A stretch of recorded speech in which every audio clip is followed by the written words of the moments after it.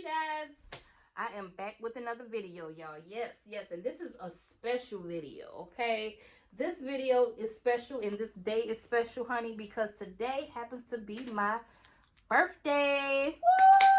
Woo! Yes, I turned 41.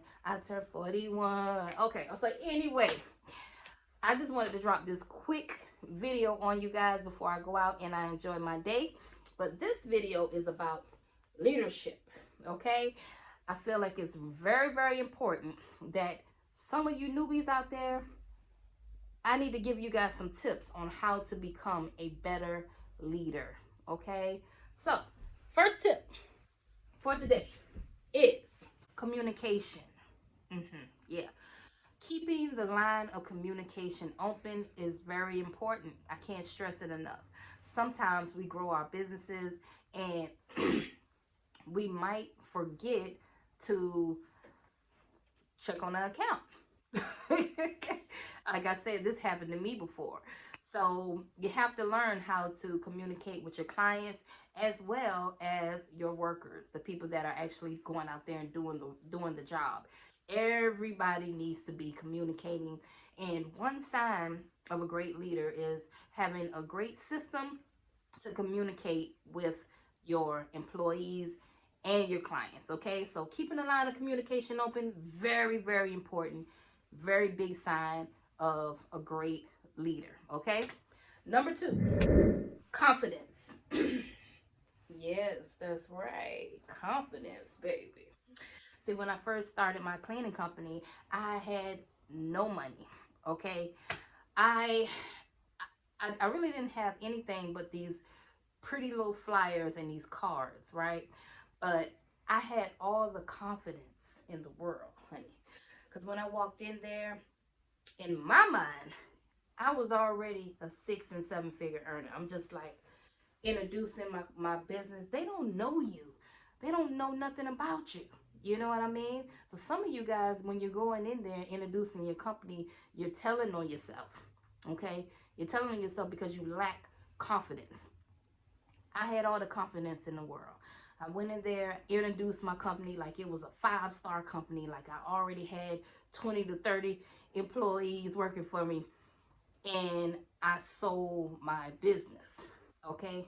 I had confidence. Confidence will take you a long way. Okay, so if you don't got none, you need to work on getting something, okay?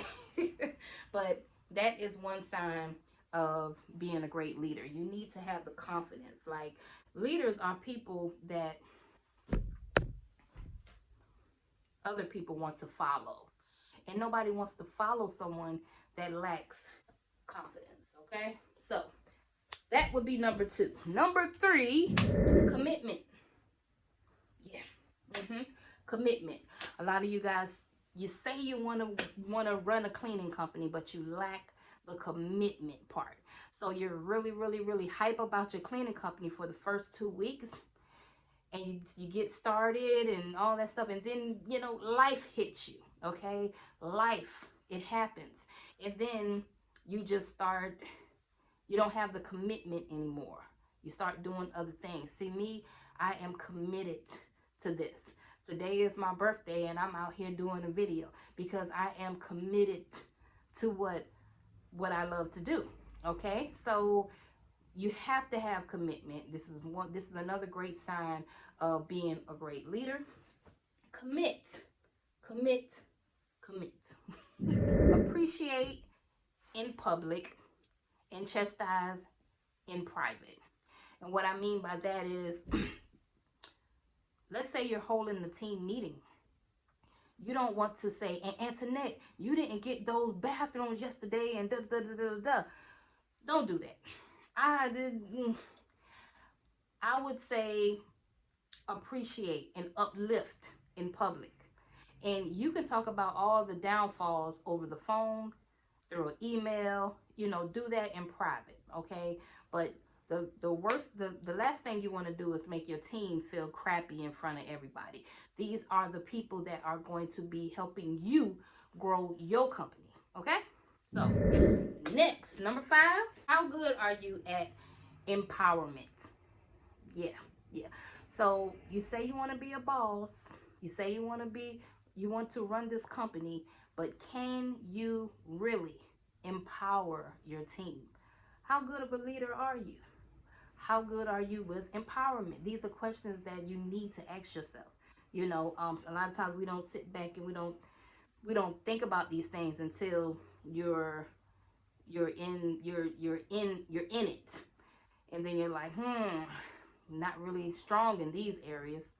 But you need to be great at empowering your team to do better. Okay, can you empower a group of people to do better and improve themselves? If you can, that's one great sign of a good leader. Next on my list would be sense of humor. You know, nobody likes a stick in the mud, okay? Have a sense of humor, for crying out loud. I know a few people that I used to work for that I will never forget because of their sense of humor. They were wonderful managers to me, and they just had a great personality, you know. So have a good sense of humor. It works, and it goes hand in hand with leadership, because if you can make people smile, and you can brighten up someone's day, or you can give encouragement and all those things, and have a sense of humor as well, good sign of leadership. Taking accountability. Okay, so goodness gracious, this is a big one, because before you start your cleaning company, most likely a lot of you guys probably either work for a cleaning company, or maybe you're in your beginning stages, right, of cleaning. And let's say a client is not happy and they happen to send you back to something, you know, have some kind of accountability, man. If you know you didn't do it, just go back and correct it. So I have some people that I know that just they're not really good at the whole accountability part, because a lot of times we feel like we right all the time. Like, no, I already mopped that floor, I'm not mopping it again. That's not really a good sign of good leadership. Okay, so there's been a time when I had to go back. Well, I didn't actually go back, but my workers did 3 times to a floor. And they were like, I'm not going back to that lady's house. We already mopped the floor 3 times. Kiss my ass on that. That's what they told me. So when I went there, I want to address the problem. First, I need to figure out, is this client really a stick in the mud, or does she have a point? Little old sweet lady. Maybe she just being a stick in the mud. I don't know. So when I went there, I asked the cleaners, what did you guys use to clean with? And I asked the client what the problem was. So the problem was, she said she still sees white stuff coming up on the floor. It dries up a little white. And I'm like, even after they mopped it 3 times? She's like, yes. So when I went up there, everything was brand new. So I asked her, well, was construction dust ever on the floor? She said, yeah, we were working, and they were working on my dressers and all that. I said, oh, okay. So I get it. I get what the problem is. When my cleaners went in there, I asked the cleaners, what were they using? They used a spray mop to mop. So you can't really use a spray mop to clean up construction dust. It's going to dry back up white. Okay. So once I went there and I figured out what the problem was, okay, that's another one for good leadership. You need to be a good problem solver. Okay, that was my next one, problem solver.